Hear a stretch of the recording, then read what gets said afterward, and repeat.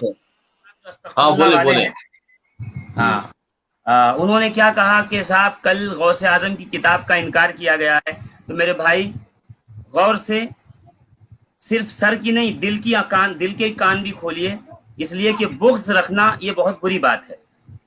جی اب اس میں یہ ہے کہ سوال ہوا کلکتہ سے، گنج کڑایا سے ایک سوال آیا. فیض محمد نے صاحب نے سوال کیا کہ حضور قطب الاقطاب سیدنا مولانا محبوب سبحانی غوث سمدانی جو اپنا رسالہ غنیۃ الطالبین میں مذہب حنفیہ کو گمراہ کافر فرقے میں درج فرما لیا ہے، اس کو اچھی طرح سے حضور واضح فرمائیں اور تسکین و تشفی بخشیں کہ وسوسہ نفسانی و شیطانی رفع ہو جائے. یہ اعلیٰ حضرت سے سوال کیا گیا. اب اعلیٰ حضرت جی جو ہے وہ اس کا جو جواب دے رہے ہیں وہ دیکھ لیجئے. کہتے ہیں بسم اللہ الرحمن الرحیم نحمدہ ونصلی علی رسول الکریم مکرم کرم فرما اکرمکم اللہ تعالی وعلیکم السلام. اولا کتاب غنیۃ الطالبین شریف کی نسبت حضور شیخ عبدالحق محدث دہلوی رحمۃ اللہ علیہ کا تو یہ خیال ہے کہ وہ سرے سے حضور پرنور غوث پاک کی کتاب ہی نہیں ہے، آپ کی تصنیف ہی نہیں ہے. ابن حجر فتاوی حدیثیہ میں فرماتے ہیں کہ خبردار دھوکہ نہ کھانا، اس سے جو امام الاولیاء سردار اسلام مسلمین حضور شیخ عبد القادر جیلانی کی غنیہ میں واقع ہوا ہے کہ اس کتاب میں اسے حضور پر افترا کر کے ایسے شخص نے بڑھا دیا ہے کہ عنقریب اللہ عز و جل اس سے بدلہ لے گا. اب آگے کہتے ہیں اسی کتاب میں تمام اشعریہ یعنی اہل سنت و جماعت کو بدعتی اور گمراہ لکھا گیا ہے، بخلاف اس کے جو اشاعرہ نے کہا ہے کہ اللہ تعالیٰ کا کلام ایسے معنی ہے جو اس کی ذات کے ساتھ قائم ہے اور اللہ تعالیٰ ہر بدعتی گمراہ گر کے لیے کافی ہے. تو کیا کوئی ذی انصاف کہہ سکتا ہے کہ معاذ اللہ یہ سرکار غوث اعظم کا ارشاد ہو جس کتاب میں تمام اہل سنت کو بدعتی و گمراہ کہا جائے؟ شیخ عبدالحق محدث دہلوی حاشیہ نبراس میں فرماتے ہیں یہ کتاب یعنی غنیۃ الطالبین ہرگز غوث اعظم کی کتاب نہیں، اگرچہ غلطی سے اس کی نسبت غوث پاک کی طرف کر دی گئی ہے. علامہ عبدالعزیز پرہاروی فرماتے ہیں کہ غنیۃ الطالبین منسوب ہے غوث اعظم کی طرف، یہ ہرگز غوث اعظم کی کتاب نہیں ہے کیونکہ اس میں موضوع احادیث وافر مقدار سے رکھی گئی ہے. علامہ نظام الدین ملتانی فرماتے ہیں کہ غنیۃ الطالبین غوث اعظم کی کتاب نہیں ہو سکتی، اس لیے کہ اس کتاب میں بہت ہی واہیات باتیں آئی ہوئی ہیں.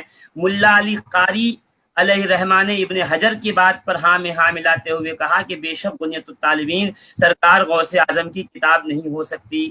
قاضی عبد النبی صاحب نے لکھا ہے کہ غوث اعظم کی کتاب غنیۃ الطالبین نہیں ہے.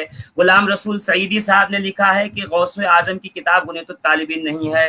علامہ عبدالحی فرنگی محلی نے لکھا ہے جرح و تعدیل کے اندر کی بے شک غنیۃ الطالبین حضرت شیخ محی الدین جیلانی کی نہیں ہے کیونکہ آج تک ثابت نہیں ہو سکا کہ یہ آپ کی تصانیف میں سے ہے، اگرچہ اس کی نسبت بلا تحقیق آپ کی طرف مشہور کر دی گئی. میرے پاس ابھی 50 علماء کے اور نام ہیں اہل سنت کے جی جنہوں جی نے جی قبلہ میں ایک منٹ تو سرفراز اشرفی صاحب میں آپ سے گزارش یہ کروں گا کہ آپ کے دل میں جو بھی میل ہے سادات کرام کا یا جو بھی ان کے تعلق سے معاملہ ہے وہ سامنے بیٹھ کر حل کر لیں. اس طریقے سے بزرگوں کو بیچ میں لا کے آڑ بنا کر کے کسی سے ذاتی دشمنی نکالنا یہ اچھی بات نہیں ہے. غوث کتاب نہیں ہے سرکار غنیۃ الطالبین سرکار غوث اعظم کی کتاب نہیں ہے. یہ اعلیٰ حضرت سے لے کر کے علامہ عبدالعزیز پرہاروی تک شیخ عبدالحق محدث دہلوی ملا علی قاری جیسے علماء نے لکھ دیا ہے. اب آپ کے اوپر ہے، اب بھی اگر آپ غوث اعظم سے اس کو منسوب کرنا چاہیں تو کیجئے گا. آپ کی قبر میں سوال آپ سے ہوگا، ہم سے نہیں ہونے والا. جی مفتی صاحب قبلہ میں حضرت ایک منٹ لینا چاہوں گا یہاں پہ. جی جی میں بیٹھا ہوں. قبلہ اسی کتاب کے حوالے سے کچھ باتیں میری بھی نظروں سے گزری تھی، تو ایک سوال یہاں پر یہ بھی ہو سکتا ہے کہ جب غوث پاک کی تھی ہی نہیں تو اتنا بڑا کام کس نے کیا کہ غوث پاک کا نام جوڑ دیا اور غوث پاک سے نسبت جوڑ دی. تو میں نے ایک جگہ مطالعہ کیا تھا، کتاب میرے ذہن میں نہیں آ رہی، تو اس میں باقاعدہ یہ چیز لکھی تھی کہ عبد القادر نامی ایک واعظ تھا، ایک مقرر تھا، کوئی خطیب تھا. اس نے ایک کتاب تحریر کی تھی جس نے کتاب لکھنے کے بعد اس نے اپنا نام لکھا عبد القادر. آگے چل کر کے اس کو جو ہے کہ جوڑ دیا گیا سیدنا شیخ عبد القادر جیلانی رضی اللہ تعالی عنہ سے. تو اس تعلق سے میں مفتی صاحب کی تائید چاہتا ہوں کیونکہ میری نظروں سے یہ عبارت بھی گزری تھی. जी जी, सही बात है आपकी।